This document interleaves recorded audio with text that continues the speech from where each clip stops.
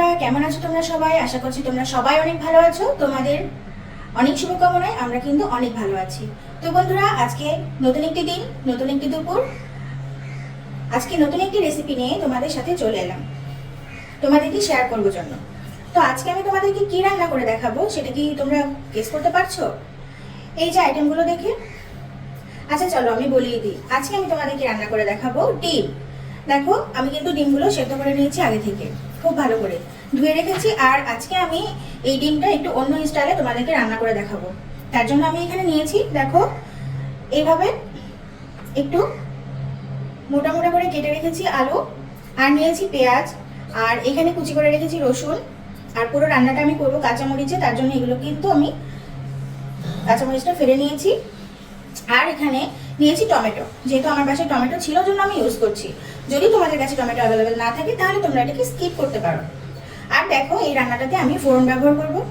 তো ফোড়নের জন্য আমি এখানে আগে থেকে নিয়ে নিয়েছি জিরা, কিছুটা গোটা জিরা নিয়েছি। আর নিয়েছি দেখো এখানে লবঙ্গ, এখানে খুব বেশি না, দুটো লবঙ্গ আছে আর দুটো এখানে এলাচ আছে। এলাচটাকেও কিন্তু আমি এভাবে মুখ থেকে ফাটিয়ে আগে থেকে ধুয়ে নিয়েছি। তোমরা সবাই খুব ভালো করে জানো আমি বাজারের কোনো জিনিসই না ধুয়ে খাই না, এভাবেই আমি আসলে ধুয়ে নিই চা চাটনিতে যখন যতটুকু পরিমাণে লাগে। তো চলো বন্ধুরা, আর বেশি কথা বলবো না, এখন তোমাদের সাথে আমি রান্নাটা শুরু করি। দেখো, রান্নাটা শুরু করার জন্য আমি চুলাটা অন করে দিয়েছি। এখন আমি দিয়ে দেবো তেল। তেল ছাড়া তো আসলে রান্না সম্ভব না, আসলে এই কথাটাও ভুল। অনেক রান্নাই এমন আছে যেগুলো কিন্তু তেল ছাড়া হয়। দেখো, আমি কড়াইতে পরিমাণ মতো কিন্তু তেল দিয়ে দিচ্ছি। তেলটা একটু গরম হওয়ার জন্য আসলে অপেক্ষা করতে হবে। বন্ধুরা, তোমাদের সাথে আমি একটা বুদ্ধি শেয়ার করি। দেখো, যেহেতু আজকে আমি ডিম রান্না করব, আর ডিমটাকে তো আগে থেকেই আমি সেদ্ধ করে ভালো করে বেছে ধুয়ে রেখেছি, কিন্তু অনেক সময় আমরা দেখেছি তেলে কিন্তু ডিম দিলে ফোটে, আর ফুটে কিন্তু অনেক সময় অনেক ধরনের বিপদ হতে পারে। তো তার জন্য আমরা কি করতে পারি, একটা কাঁটা চামচের সাহায্যে কিন্তু এই সমস্যার সমাধান করা যায়। দেখো, এইভাবে করে প্রত্যেকটা ডিমের গায়ে যদি কিছু ছিদ্র করে দেওয়া যায় তাহলে কিন্তু আর ডিম তেলে দিলে ফুটবে না। আর এতে করে কিন্তু রান্নার যে মশলাটা, যে ফ্লেভারটা, সেটাও কিন্তু ডিমের মধ্যে ভালো করে যাবে।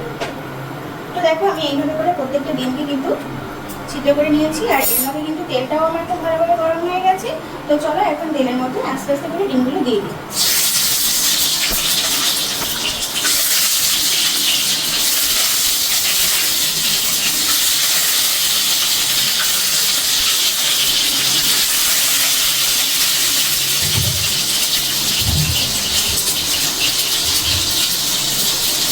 দেখো, তেলের মধ্যে সমস্ত ডিমগুলোকে কিন্তু দিয়ে দিচ্ছি।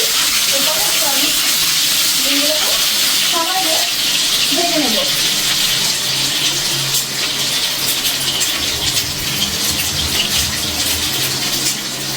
আর যেহেতু ডিমগুলো ভাজা হচ্ছে, তার জন্য আমি এখানে নিয়ে দিচ্ছি সামান্য পরিমাণে লবণ, আর এখানে দিয়ে দেবো খুব সামান্য পরিমাণে হলুদ।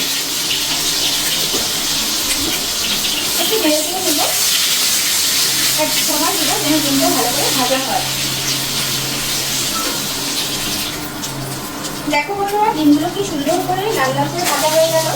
এখন কিন্তু আমি ডিমগুলোকে উঠিয়ে নেব। এর থেকে বেশি ভাজা কিন্তু আমি আর করবো না। দেখো, এখন কড়াইতে যতটুকু তেল আছে এতটুকু তেলেই কিন্তু আমি রান্নাটা করব। আর তোমাদেরকে আগে আমি যা যা উপকরণ দেখিয়েছিলাম একে একে তার সমস্ত কিছুই এখন দিয়ে দিব। তার জন্য প্রথমেই আগে দিয়ে দিচ্ছি ফোড়ন। দেখো, ফোড়নটা আমি দিয়ে দিয়েছি, আর একটু নাড়াচাড়া করে নিচ্ছি যাতে করে তেলের সঙ্গে ভালো করে ভাজা হয়ে যায়। ফোড়নের গন্ধটা বের হয়ে আসলে কিন্তু আমাকে দিয়ে দিতে হবে এখানে আগে থেকে কেটে রাখা পেঁয়াজ। দেখো, ফোড়নটা কিন্তু বেশি ভাজা ভাজা করতে নেই, তাহলে কিন্তু ফ্লেভারটা নষ্ট হয়ে যায়। আর অবশ্যই এটা মাথায় রাখতে হবে যাতে করে ফোড়নটা কখনোই পুড়ে না যায়।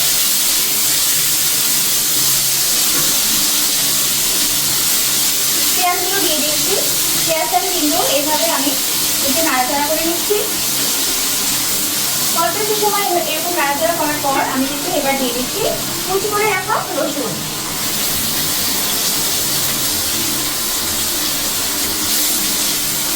দেখো, তেলের মধ্যে কিন্তু আগে থেকে সামান্য পরিমাণে লবণ আর হলুদ ছিল, সেটার জন্যই কিন্তু পেঁয়াজে একটা কালার চলে এসেছে।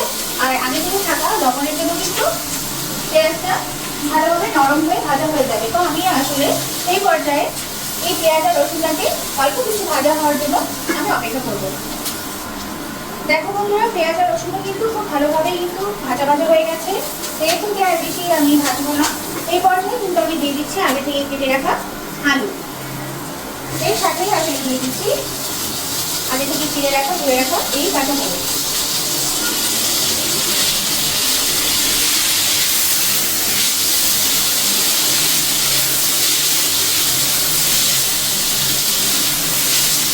দেখো আমি পেঁয়াজ রসুনের সাথে কিন্তু আলু আর মরিচ ভালোভাবে নেড়ে দিচ্ছি।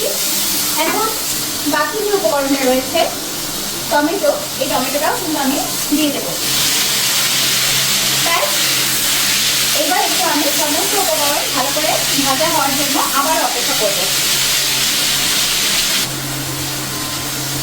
দেখো বন্ধুরা, আলু আর টমেটো সহ সমস্ত জিনিস কিন্তু ভালো করে ভাজা হয়ে গেছে এবং টমেটো কিন্তু নরম হয়ে গেছে।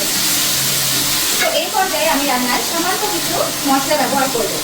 তো তার জন্য আমি দিয়েছি আগে থেকে একটু জল, যে জলটা আসলে মশলা কষা হওয়ার জন্য ব্যবহার করেছি। তো এখন আমি এই পর্যায়ে দিয়ে দিচ্ছি কিন্তু জিরার গুঁড়া। আমি কিন্তু খুব সামান্য পরিমাণে জিরা গুঁড়া ব্যবহার করেছি। যে রান্নাটা আমি করছি আসলে এই রান্নাটাতে অত বেশি মশলার প্রয়োজন হয় না। আর এখানে ব্যবহার করবো পরিমাণ মতো হলুদ।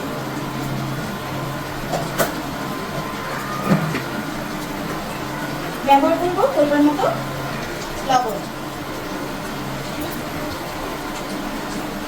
দেখো আমাদের কিন্তু শুকনো মরিচের খাবার বেশি কিন্তু খাওয়া ঠিক না, অনেকের গ্যাসের প্রবলেম হয়।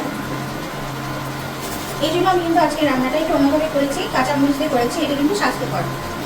আমি আমার প্রতিটা রান্নায় প্রায় চিনি ব্যবহার করি। তো এই রান্নাটাও করবো খুবই সামান্য পরিমাণে।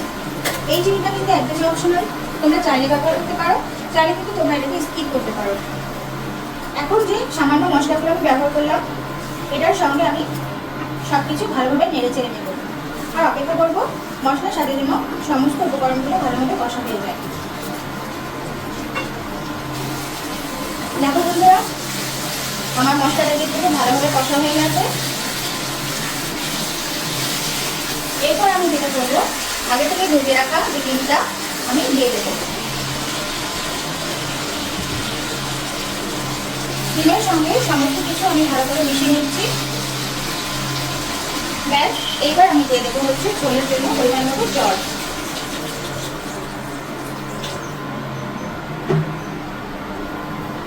আর কিন্তু আমি রান্নায় কোনো কিছুই ব্যবহার করবো না। পরিমাণ মতো আমি এখানে ঝোলের জন্য জল দিয়ে দিয়েছি। এইবার অপেক্ষা করবো ঝোলে বলক আসার জন্য।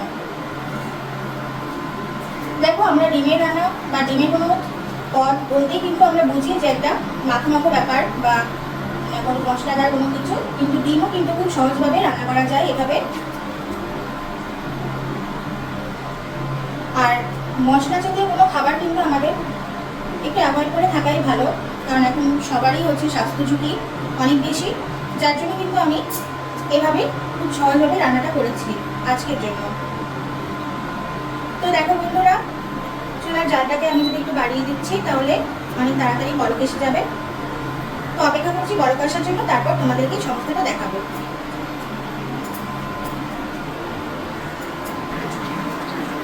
বন্ধুরা দেখো, ঝোলে কিন্তু খুব ভালোভাবে বলক এসে গেছে।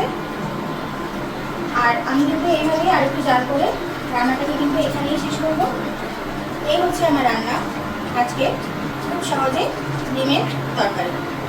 যেহেতু আমি সমস্ত উপকরণগুলো আগেই দিয়ে দিয়েছিলাম, এখানে আর কোনো কিছুই ব্যবহার করার নেই। জাস্ট এভাবে কিছু সময় জাল হবে, জাল হওয়ার পরে কিন্তু আমি রান্নাটাকে নামিয়ে নেব। বন্ধুরা, আমি যেভাবে খুব সহজে আজকে এই রান্নাটা করে দেখালাম, তোমরা কিন্তু বাসায় অবশ্যই ট্রাই করো, কারণ এটি স্বাস্থ্যের জন্য কিন্তু খুবই ভালো। খুবই অল্প তেলে এবং অল্প মশলায় রান্না করা খাবার আমাদের সবার শরীরের জন্য কিন্তু ভালো। বাসায় তোমরা অবশ্যই ট্রাই করে দেখো, তোমাদের অবশ্যই ভালো লাগবে। কেমন লাগলো তোমরা কিন্তু অবশ্যই এটা ট্রাই করে আমাকে কমেন্ট বক্সে জানাতে ভুলো না। আমার এই ভিডিওটি যদি তোমাদের ভালো লেগে থাকে তাহলে ভিডিওটি অবশ্যই তোমরা লাইক করো, কমেন্ট করো এবং শেয়ার করতে ভুলো না। আমার চ্যানেলটিকে তোমরা সবাই সাবস্ক্রাইব করো, আমাদের সাথেই থেকো। তোমাদের সাপোর্ট আমাদের জন্য অনেক প্রয়োজন। তো বন্ধুরা, তোমরা সবাই ভালো থাকো, আর তোমাদের সবার ভালো কামনায় আমাদেরকে রেখো, যাতে করে আমরাও ভালো থাকতে পারি, তোমাদের সাপোর্ট পেতে পারি। তোমাদের ভালোবাসাই আমাদের সবচেয়ে বড় বিষয়। তো তোমরা সবাই ভালো থাকো, সবার সুস্বাস্থ্য এবং ভালো থাকা কামনা করে আজকের আমার এই ভিডিওটি আমি এখানেই শেষ করছি।